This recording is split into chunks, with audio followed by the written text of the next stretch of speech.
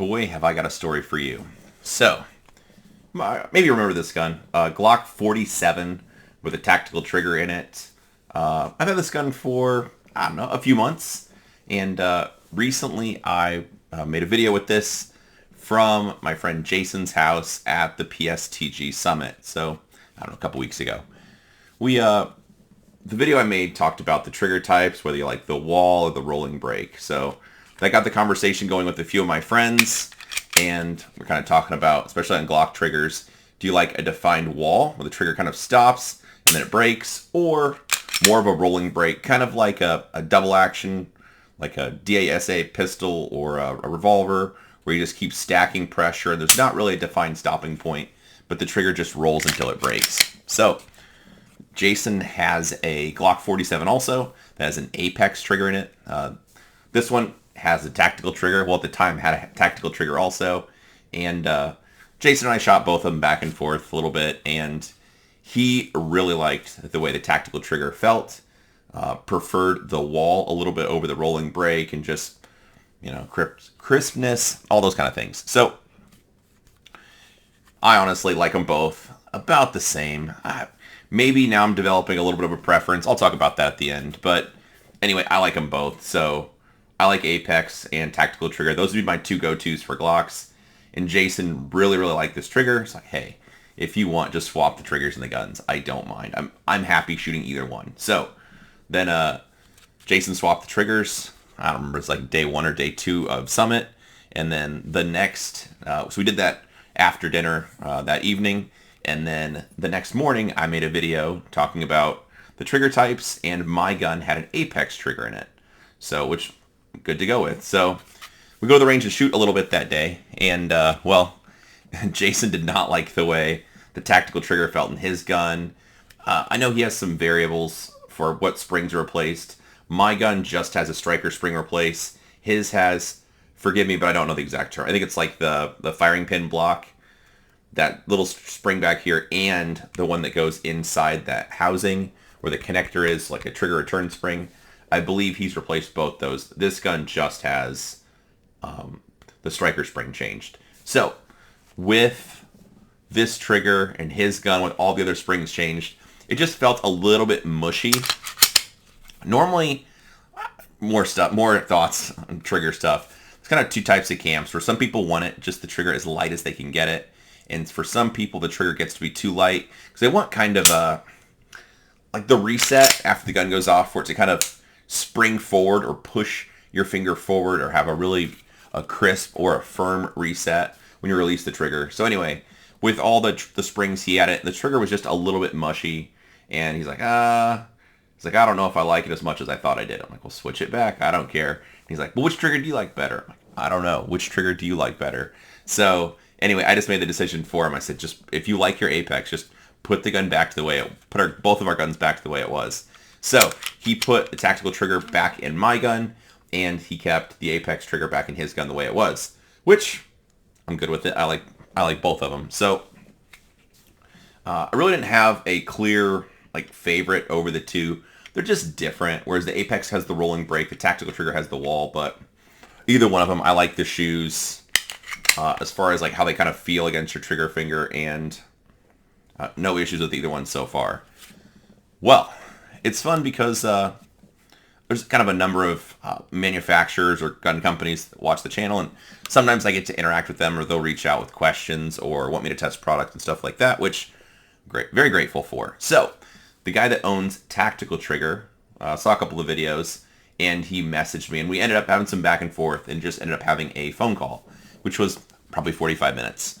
He is definitely a bit artistic about triggers, which is not a bad thing, and a lot of detailed conversation about parts that work well together, why other trigger designs fail or don't work well long term, kind of like tolerances, coatings, safety, drop testing, all that kind of stuff. Got into the details of all that stuff.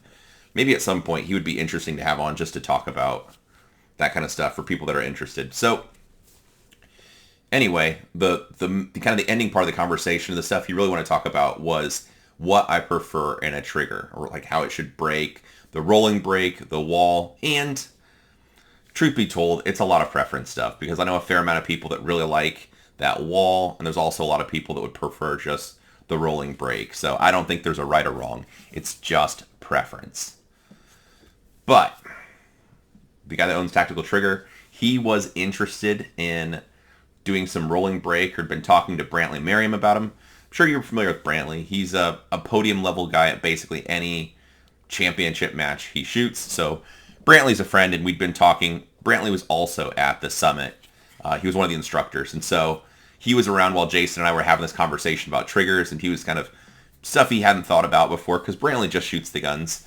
He's not super detailed with the gear. He just shoots more or less stock Glock pistols, and he's quite good with that. Whereas I don't know if I'm a tinkerer, but I'm more interested in kind of different types of gear and what plays well and what doesn't, and preferences and that kind of stuff. So, guy, I'm thinking about some stuff he hadn't thought about before. He had a conversation, the owner of Tactical Triggers also, about this stuff, and the end result was an offering from Tactical Trigger, or a connector, at least a prototype, that has a rolling break.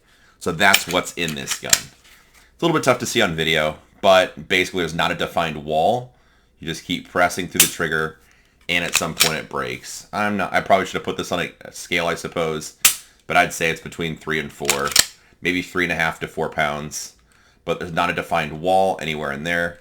You just keep stacking the pressure, and then it breaks. It doesn't really.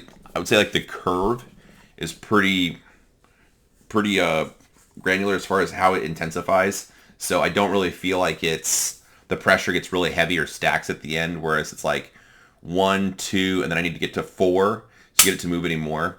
It just kind of feels like if I just keep rolling on pressure, 1, 2, 3, 4, it just keeps, the trigger just kind of keeps rolling at the same amount of pressure as I slowly stack it on.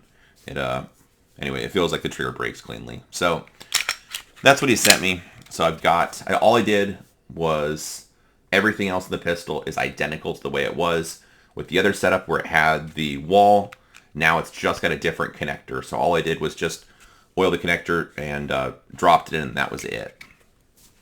This past weekend, the class organizer for a place I was teaching at is a Glock fan anyway. So I brought this gun and had him shoot it all weekend. So maybe 1,500 rounds or so through this gun. No ignition issues or light strikes or anything like that. He was shooting Blazer ammo, which is good ammo anyway, but no ignition issues. And he liked it enough that, well, I don't know how much I should be sharing, but he already messaged the Tactical Trigger, and they are sending him a rolling break one also. So I don't know if that's open yet for everyone to purchase. Probably better stop talking now, but that'll be coming soon. So I've got the first kind of prototype in this that I like and is 100% for me, or has been, and I've got another one in the mail that should be here. Well, I'll be gone this weekend, but by the time I get back from the next trip, there'll be another connector waiting for me to try, which will be a rolling break also, but apparently just a little bit of subtle differences. So it'll be fun. It's kind of fun having a hand in that stuff as far as what preferences I have or how I think the gun should be set up. Ultimately, it just boils down to whatever you prefer. For example, if you're a prep and presser, this trigger would not be for you.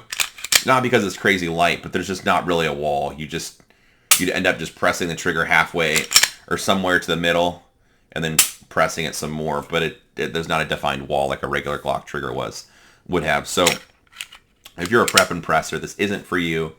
If you're the kind of person that prefers just to start with basically finger not touching the trigger, and then when you decide it's time to fire, you want to press the trigger at one motion, whether it's really fast or more gradually based on the target distance, difficulty, that kind of stuff.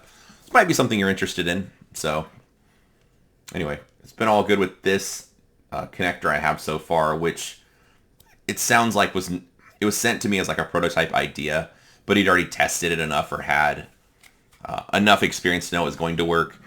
It sounds like the 2 other connectors I'm being sent are known they will work also, so I'm not really testing it in the form of is it going to work or fail. It's more of the break or the trigger weight or how the pressure rolls or stacks. So kind of a preference thing along those ways. So looking forward to testing that. It's kind of fun, again, when from time to time manufacturers reach out and kind of get to either test stuff or have throw my 2 cents about how stuff I think should be set up is kind of fun.